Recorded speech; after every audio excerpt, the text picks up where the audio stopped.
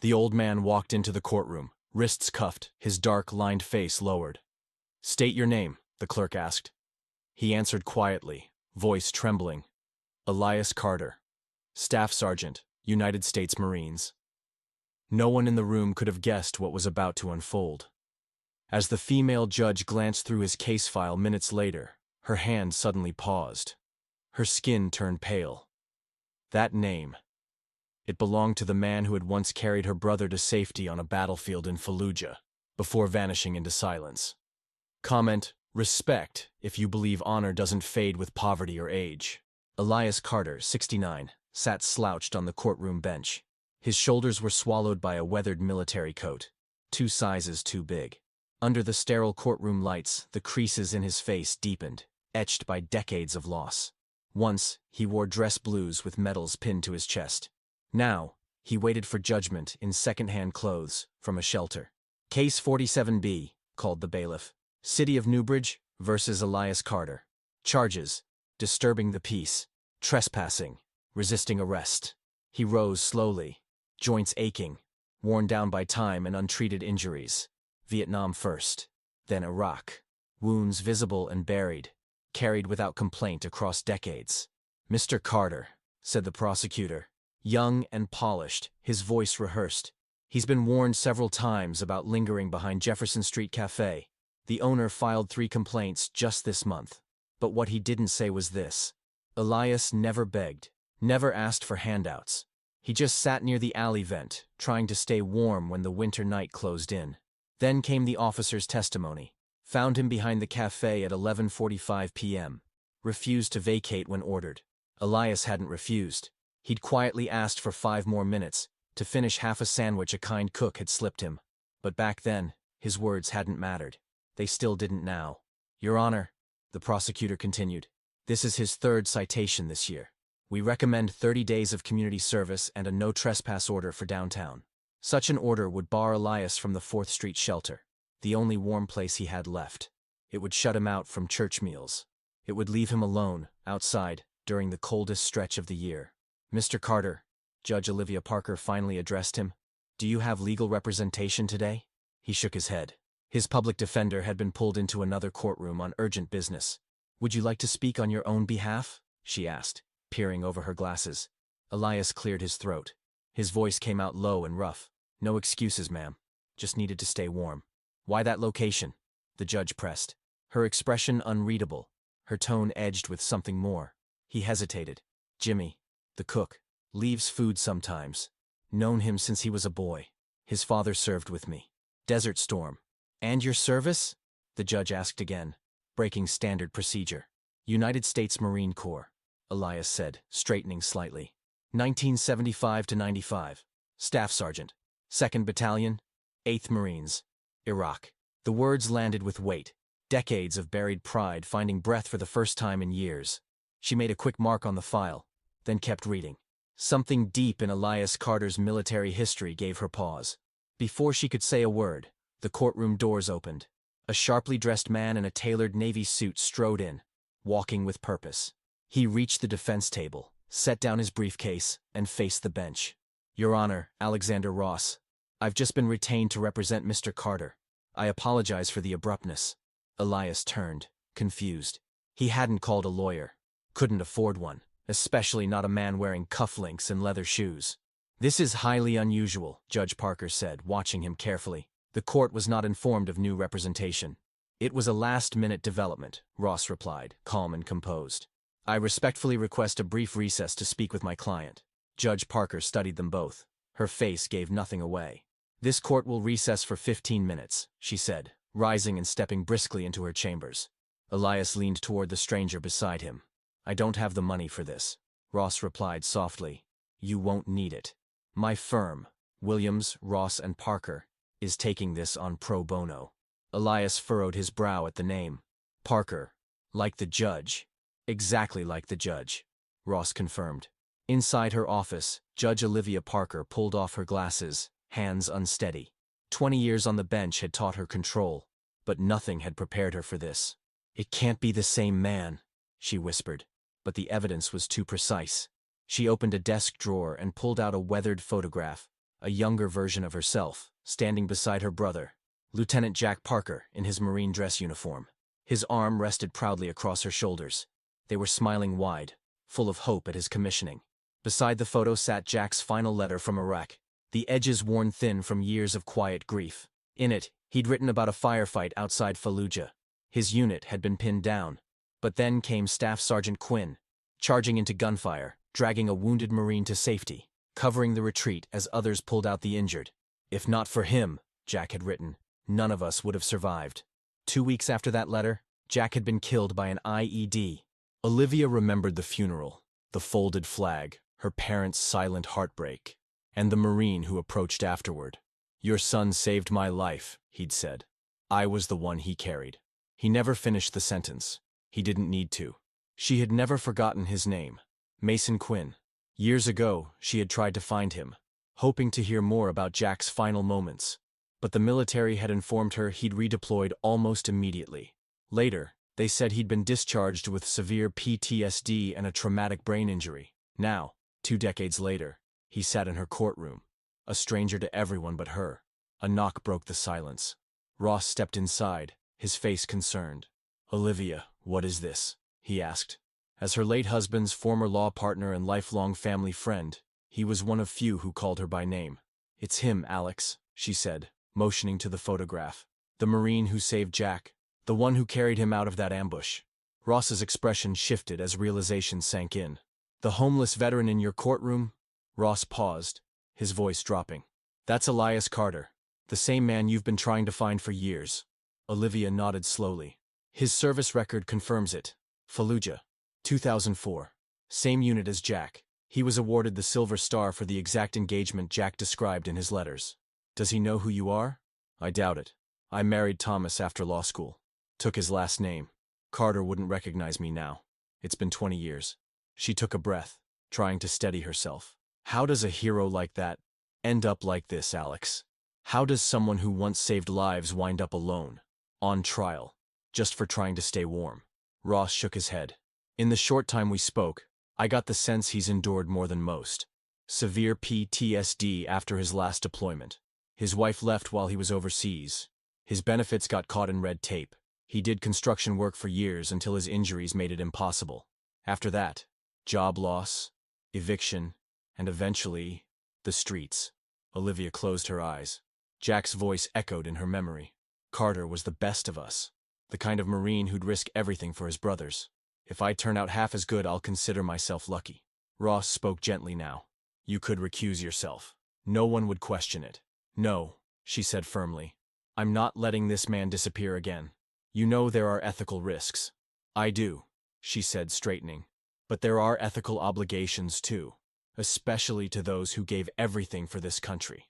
When Judge Parker returned to the courtroom, her posture was flawless, her voice steady, her face unreadable. But those who knew her well might have noticed her hands, the slight tremor as she adjusted her papers. "Mr. Ross," she said formally, "has your client made a decision?" Ross rose smoothly. "Yes, Your Honor. We're asking for dismissal of all charges. Mr. Carter wasn't trespassing. He was trying to survive a dangerous freeze, and we can demonstrate that restaurant employees gave him implied permission to be on the premises." The prosecutor opened his mouth to object, but Parker held up a hand. He fell silent. "I have questions for the defendant," she said. Her focus turned to Elias. "Mr. Carter, your military file lists Fallujah, 2004. Is that correct?" Elias straightened, decades of instinct returning. "Yes, ma'am. 2nd Battalion, 8th Marines. And on April 17th, were you part of an op near the western edge of the city?" Confusion flickered across Elias's lined face. "Yes, ma'am. We were escorting a supply convoy when we got ambushed." "During that firefight," she pressed, "did you rescue a wounded officer, Lieutenant Jack Parker, while under enemy fire?" The courtroom stilled.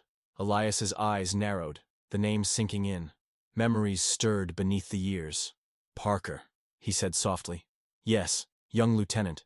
Brave. Took a hit trying to pull a wounded medic out of the line of fire." Elias's voice drifted into recollection. "I reached him, dragged him behind cover. He kept shouting at me to go help the others instead. Told me to leave him behind."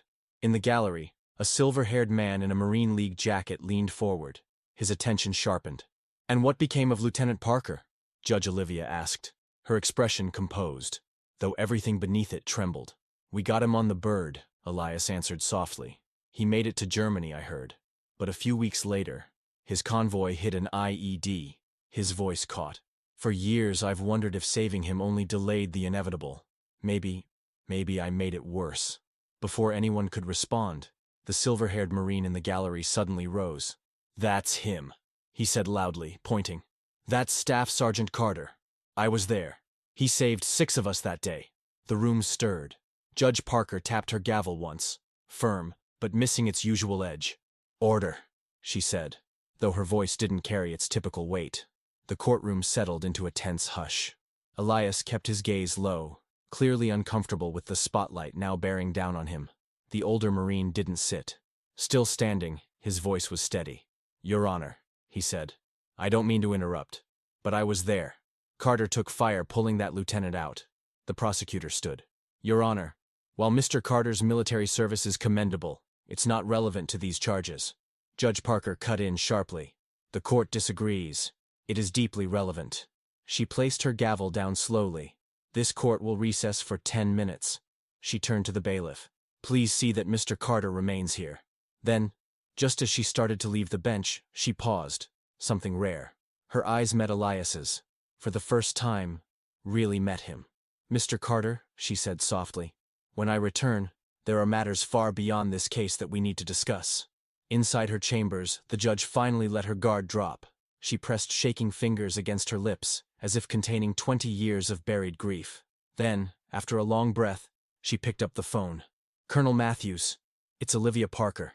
Yes, I know it's been a long time, but I need a favor, and I need it urgently.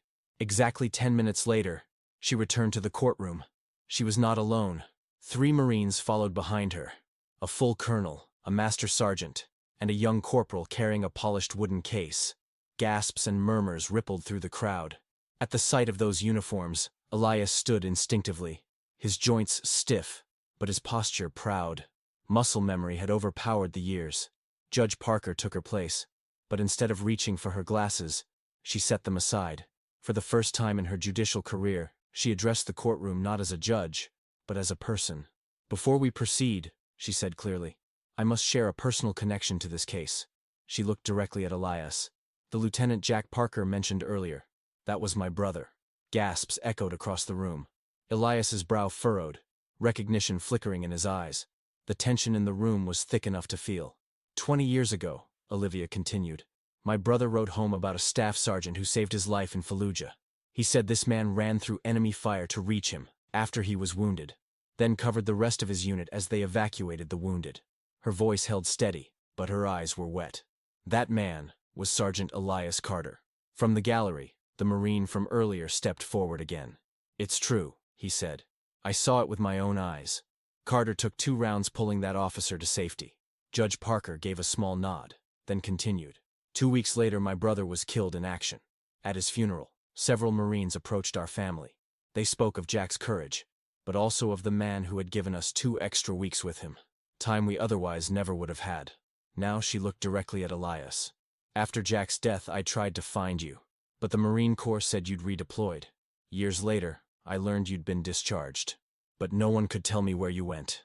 Elias stood silent, every emotion rising across his weathered face. I never stopped searching, she said. And now, whether by fate or something higher, you walk into my courtroom. She motioned to the colonel beside her. This is Colonel James Matthews, she said. He commanded my brother's unit. He has something to share. Matthews stepped to the bench. Staff Sergeant Carter, he began. The Marine Corps has been trying to locate you for quite some time. Your personnel file was one of thousands reviewed under the Veterans Reconsideration Initiative, he explained. New intelligence regarding your deployments in Iraq and Afghanistan warranted an update to both your commendations and your benefits.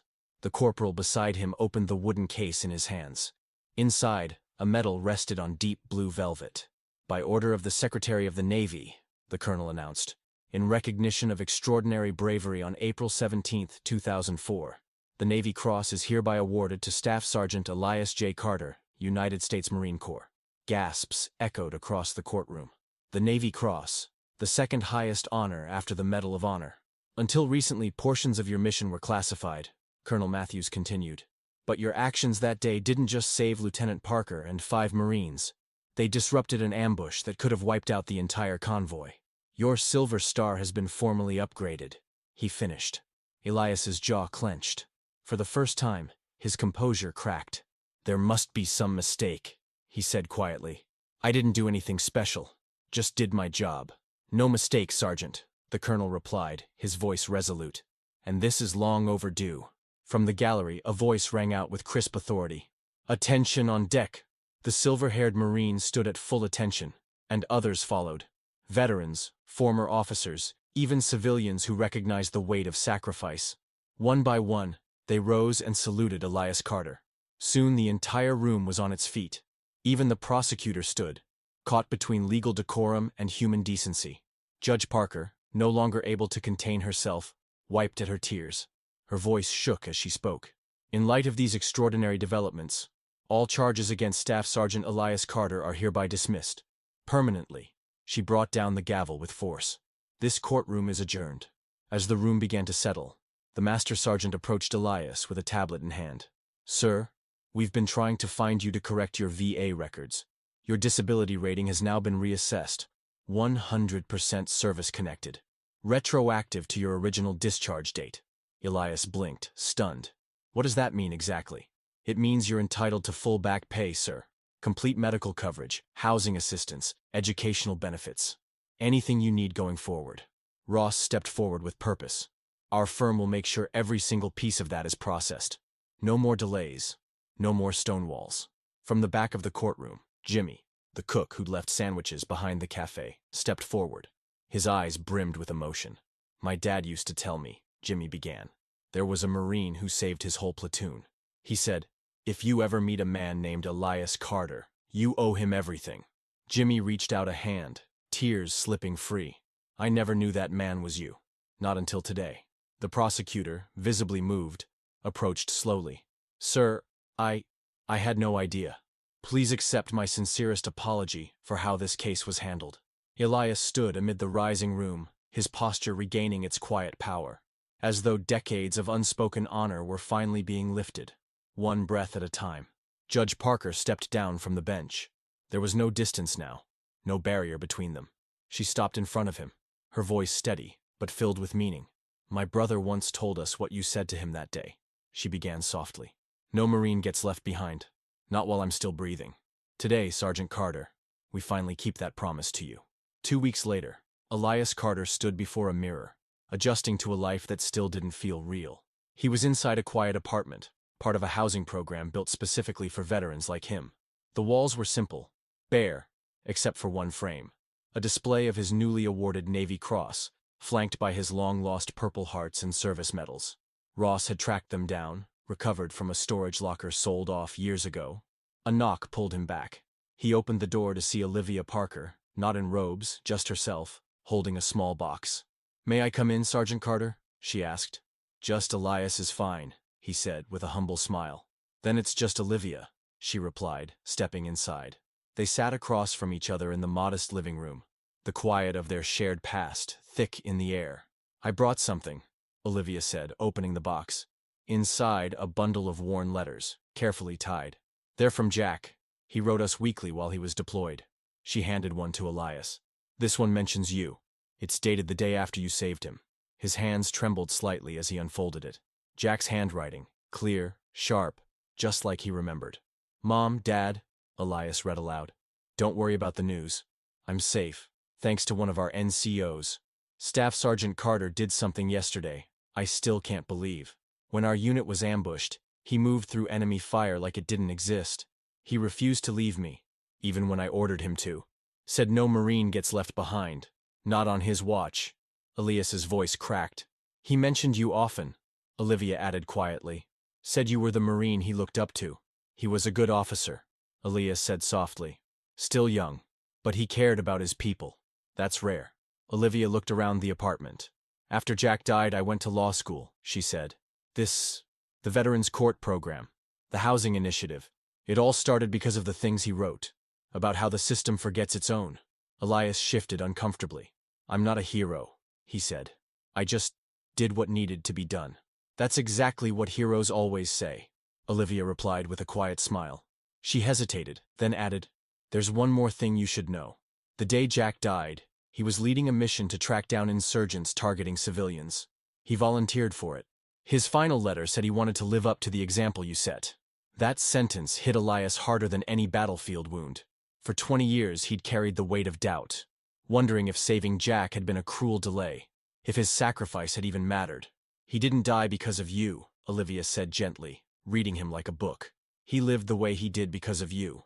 They sat in silence. Two lives woven together by service and sorrow. Outside, snow began to fall, soft and steady, covering the city in quiet white. Finally, Elias spoke, voice barely audible. "For years, sleeping on sidewalks, I kept thinking no one remembered, like none of it mattered anymore." Olivia nodded. "But it did," she said.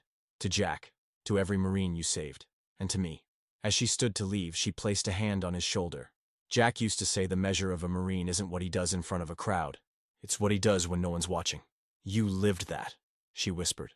Even when the world forgot, Elias stood taller than he had in years, a quiet strength radiating from within.